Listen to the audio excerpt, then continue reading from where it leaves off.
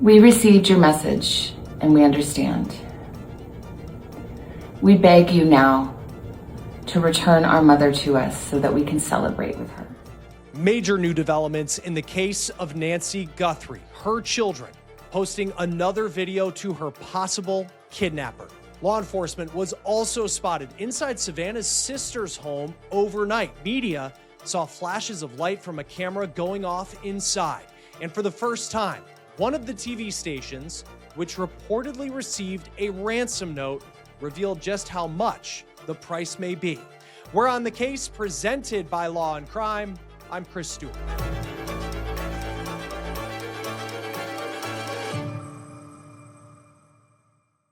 All right, let's get to these major new developments in the case of Nancy Guthrie. So it appears, based on a video posted to Savannah Guthrie's social media overnight, that the family has decided to pay the millions of dollars that kidnappers reportedly requested in an alleged ransom note. Here is that video. We received your message and we understand. We beg you now to return our mother to us so that we can celebrate with her. This is the only way we will have peace. This is very valuable to us and we will pay. And you look at that video and you can just see how exhausted the Guthrie family looks. Obviously understandable with everything that they have been going through for now more than a week since Nancy Guthrie was allegedly taken from her house in the middle of the night near Tucson, Arizona on February 1st. So now I want to talk about what we have learned about these alleged ransom notes. And it does appear that law enforcement and certainly the Guthrie family, that they are taking these ransom demands very seriously. Now, we have not seen those notes, but we've learned pieces of information as this story has developed over the past week. According to the FBI, the notes had two deadlines. One was for Thursday last week. The second one is for about 24 hours from now, which would be Monday. I'll have more on when on Monday those notes may be demanding the ransom money. Now, the first of the alleged ransom notes that were sent out, there were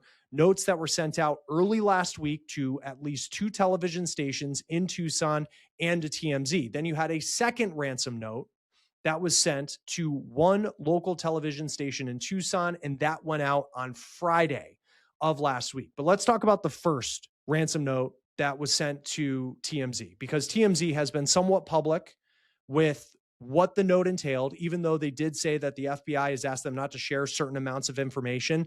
They say that the note demanded a large amount of money to be paid in Bitcoin sent to a Bitcoin wallet. TMZ says they were able to verify that the Bitcoin wallet is in fact real, but we don't know if these ransom notes are legit, if they have been sent by the person or people who kidnapped Nancy Guthrie. They also say that the note reportedly said that Nancy is safe, but she is scared and she recognizes the situation that she is in.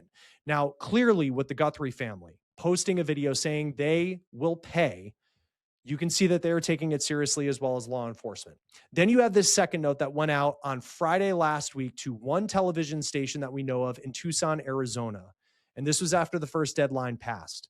The second note reportedly said that there would be no negotiating and then demanded that amount of money in Bitcoin. It is unclear, and it's important to talk about this, that the video, frankly, videos that we have seen from the Guthrie family, where they have talked to someone who allegedly kidnapped their mom, and they have talked about the ransom demands, it's unclear if they are responding specifically to the ransom notes that the media outlets say that they have received. This case has been so public, as law enforcement have been investigating multiple locations in the Tucson area. And you have these media members, some from news organizations, some people who are bloggers online, who are in Tucson and who have been posting about every single move that law enforcement have made, like when they go into a home or where there's been activity in certain parts of the city. But when it comes to the Guthrie family specifically, the close circle, Savannah, her sister, her brother, the people who were with Nancy Guthrie just before she went missing, we have not heard a lot about what they know and who they have been talking to. That part of the story, that has been airtight. Now, TMZ said that the FBI, again, told them not to share certain pieces of information related to the alleged ransom notes, but overnight, a local television station in Tucson, which says it received a ransom note, dropped some big news about what it entails. K-Gun TV says it received a note, one of the first notes sent out early last week, and they say in that alleged ransom note, the demand was for $6 million, and the deadline on Monday is 5 p.m. Now, there's a separate TV station in Tucson that says it received a second ransom note. It's unclear at this point if the Guthries are responding to these notes that we know about in the videos that they've posted on Instagram. Now, the Bitcoin part of this is very important because we'll talk about in just a moment why the alleged kidnappers, whoever they may be, and if they actually have Nancy Guthrie, if they're the people responsible for this, why they could have a very difficult time moving a large amount of money put into a Bitcoin wallet.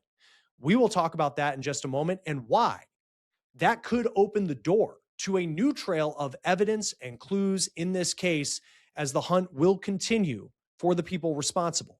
Now, last night, as so many of us were reacting to what we saw in that video posted to Savannah Guthrie's Instagram, law enforcement showed up to Annie Guthrie's home. This is on Saturday night, Nancy's eldest daughter's house. That is where Nancy Guthrie was for dinner on the Saturday night where she went missing.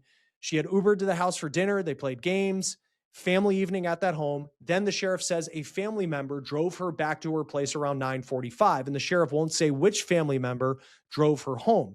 But it now seems like there is more activity at Annie Guthrie's house because last night it appeared that members of the Pima County Sheriff's Department showed up at Annie's home. They were there for roughly 3 hours. And you can see in this video some of that police activity per News Nation's Brian Enton. And there are reporters who were on scene who said they saw flashes of light inside the house from a camera. Now, the Sheriff's Department has not said why they went to Annie Guthrie's home for roughly 3 hours on Saturday night. The Pima County Sheriff has also said multiple times that they don't have a suspect in this case, and they also don't have a person of interest. Now, there is a lot of federal help in this case. The FBI is putting a lot of resources into this case. President Trump has been involved. He obviously knows Savannah Guthrie from her covering him from his time in politics. And President Trump over the weekend was asked on Air Force One about the case. And he said, quote, "I think we're doing very well on everything. You're probably surprised to hear that. We have some clues that are very strong, and I think we could have some answers coming up very soon." Trump made that statement before the Guthrie family posted that most recent video to Instagram saying they will pay. The Pima County Sheriff, Chris Nanos, he's certainly been under a lot of pressure. He's been under the microscope as this case has played out in his jurisdiction, and he's been criticized plenty. But an interesting development that came in last night was he was spotted at a University of Arizona basketball game. This is according to Fox News. He was at that game around the same time that his deputies were at Annie Guthrie's house. Joining us now to talk more about where the case stands at this point is missing persons private investigator Steve Fisher. Always great to have you on Law and Crime. What do you make when you watch this video? I mean, certainly a huge development, but this video with the Guthrie kids, you know, Savannah, her brother, her sister saying that they are going to pay. The way that they talked, what stood out to you? It's a tough one to read. I'll be honest with you. I know everybody's saying that they feel that this made it feel as though she's no longer alive. I can kind of see an angle where it seems like they're speaking to a party of one. It seems like they are answering or responding to whatever was in that communication. And I have a feeling that that may be a new communication, not necessarily the third one that we know about. There might be another one that they received directly. Because when she says, "We've received your communication," and we understand, I know a lot of people are inferring that they understand, okay, something may have happened to the mom. It could be they understand the demands and how to complete that. And it sounds like it could even be a situation where there's going to be some trust put in there where maybe she's returned and then a ransom is paid, and then with the threat of, if it's not paid, then people will suffer great consequences. I mean, there's 100 different ways you could read that thing. I understand why a lot of people think that it means that something happened to Nancy, but I don't know. I don't know if I've lost full hope in that. Yeah, and it seems like, and again, like, body language is very difficult to read because it can, you can put it in a whatever box you want and say, I've seen, I mean, if anybody's been on social media for the last week, I mean, everybody's trying to read into every single word that they've said. And now there are certain words I've seen people say, where it's like, oh, did the FBI write this? And are there certain like little code words, messages?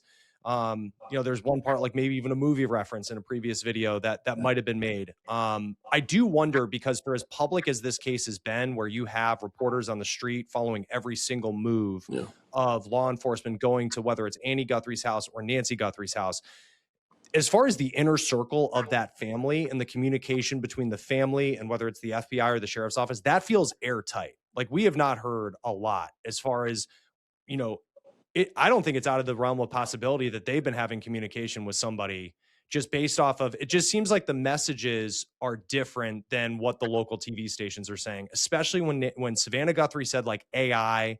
And I don't know if it was saying like, if you send proof of life, like we can't tell, but like there has been, even in TMZ, and as like kind of open they've been with what they can about the message, like we haven't heard of any images they received. Right. So I just, that's like kind of where my mind goes, is like, we have no idea what communication the Guthrie family has had with kidnappers, but also even their communication with law enforcement.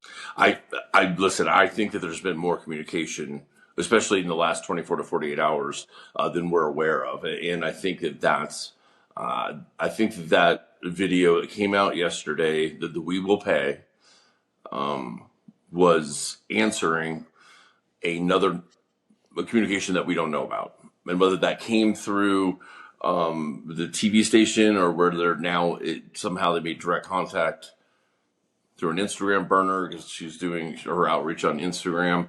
I don't know, but it seems that they're saying, okay, we don't need the proof of life anymore. We will pay, and we just want this to end. And like, to your point, where everybody is critiquing every piece of body language. I mean, listen, Savannah is a little different situation. She's in front of the camera all the time, and Professional, and she's under so much pressure, and she looks completely stressed out and has slept. Now imagine her brother and sister, who are not in front of the camera ever, and they know if they're watching any social media that everybody is looking at every single body movement, every smirk, everything that they do, and then your body just starts doing those, like involuntarily. I think there's got to be a little grace in that with them to realize that one, it's a lot of pressure being on national, being under the microscope. Not national, the world is watching every one of those videos. It's got to be, and then your mom's gone, and so I don't think we can judge them by that. I don't think we can judge Savannah by that, and she's a professional in front of the camera. Yeah, and to think, like, I can't imagine that they have had any sleep for the last week. I mean, for any reason. And so I think anybody trying to critique body language and, what does that read one way or another, I think it's incredibly hard. So from what we know from the FBI, the second deadline in this ransom note was Monday. Yeah. What do you make of the fact that this video saying that they're going to pay goes out on a Saturday? And I don't know, in these situations, like, do you bring it to the 11th hour where you're, like, it's got to be a Sunday night thing that you're going to say that you're going to pay? Or is it like, is there anything to read into the fact that still with another day to go until that deadline, they come out and say, okay, fine, we're going to pay?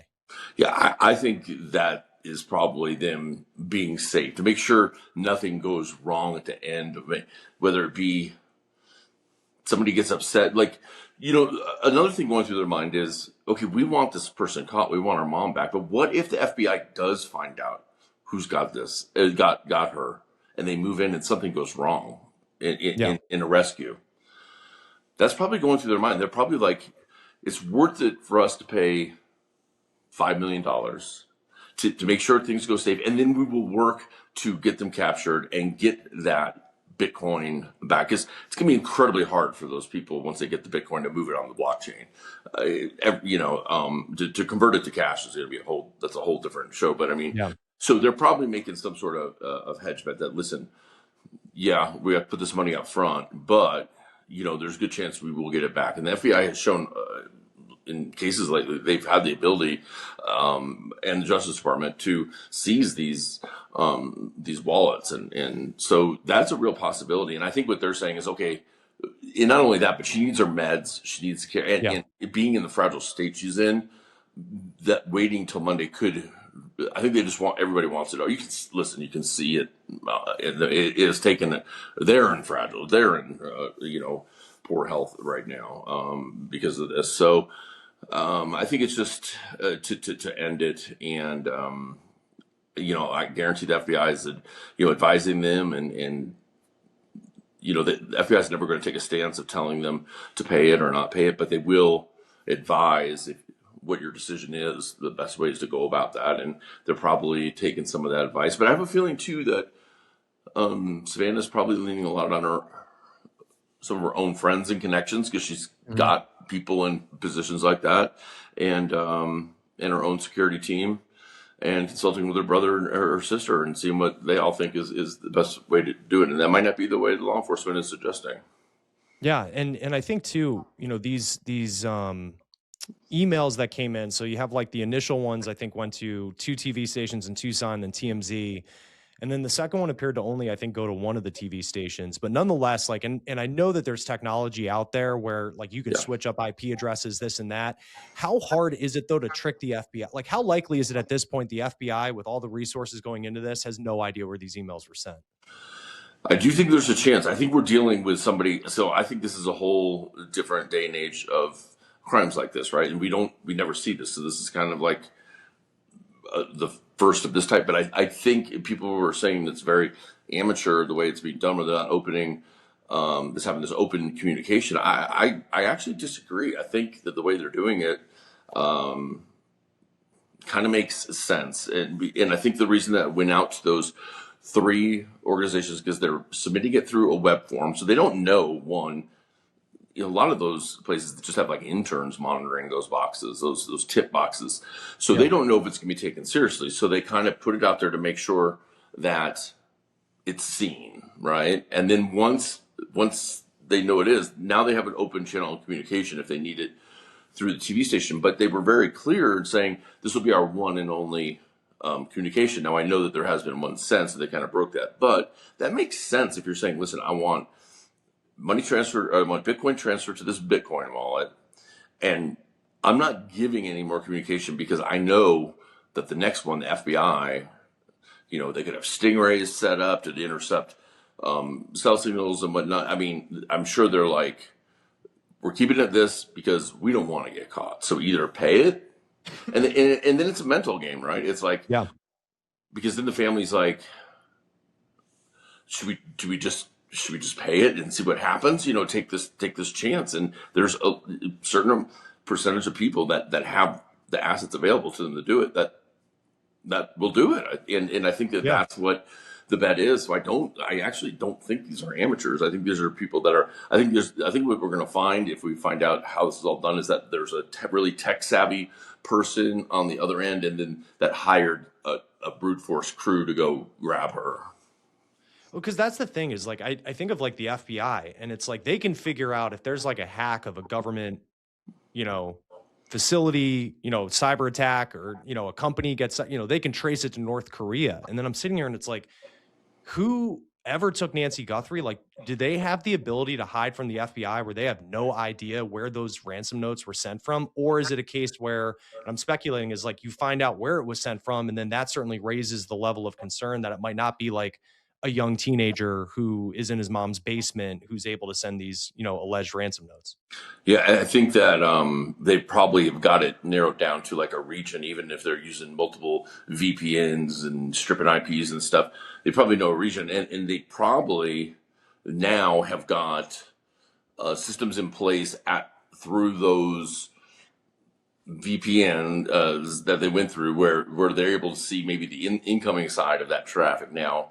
And that's why these people don't want to send further messages. I think another message or two, and the FBI probably will be able to find out, to narrow it down, and maybe even the last message. Maybe they're getting closer. Maybe that's what Trump meant when he said, "I think there's going to be news." But it's I do think, as of the way they set it up now, I think they probably have shielded themselves. However, I don't know how they could pull this off in total without getting caught, because then now how do you return her? I know you can just dump her somewhere, but that's a tough thing to do, because there's just surveillance everywhere. Even if 20 miles, you can time how long it would take a vehicle to get to this part of the desert. And, we saw the car there and there, it's just, and you got the FBI, you don't got just the FBI. I guarantee you got Secret Service, you got Homeland Security, but you got Border Patrol. I mean, everybody's working this case. And so I don't see them getting away with it. I think once she is back in whatever form that is, whether alive or not, then this person is going to be under an incredible amount of pressure. We think the Guthries are under a lot of pressure. Just wait till she's back, and then you see going after this, whoever's behind this. Well, and if you have I know that one TV station which says it received a ransom note, I think the number was $6 million, and if someone gets $6 million like that, it's not like something that you can just put into a bank, Right. And it's like, however, this would be, I have no idea how that, I'm not an accountant. So I have no idea how it works, but I know that type of money certainly raises red flags. Well, it does. And the thing is that, the thing with Bitcoin, it's anonymous who the wallet holder is, but the wallet itself is completely open. We can all look at that Bitcoin wallet address, and if $6 million hits it, we can see every transaction in that wallet.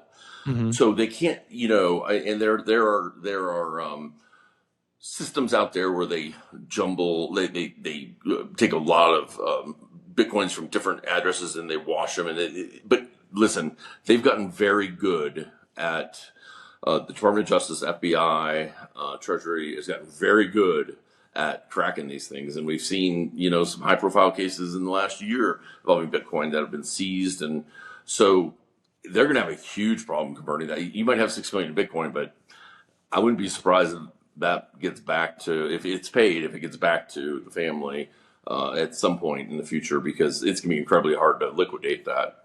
Right. And I think too, with the FBI, they probably do not make deals with people. I know it's up to the family to decide whether or not you want to pay a ransom, but for the FBI, they're not going to stop looking for this person, even if we get a happy ending of Nancy Guthrie being able to get back to her family as a result of that being paid.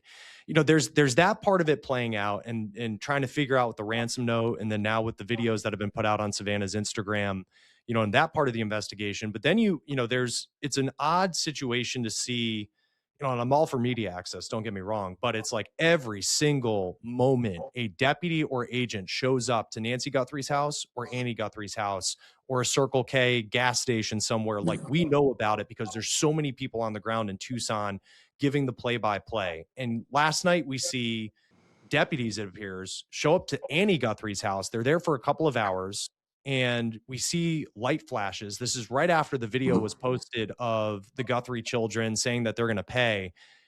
It's hard to say, what do you make of that? Because it's like, we have no idea. It could be nothing, could be something, but typically what's playing out when you see that going on inside of a home?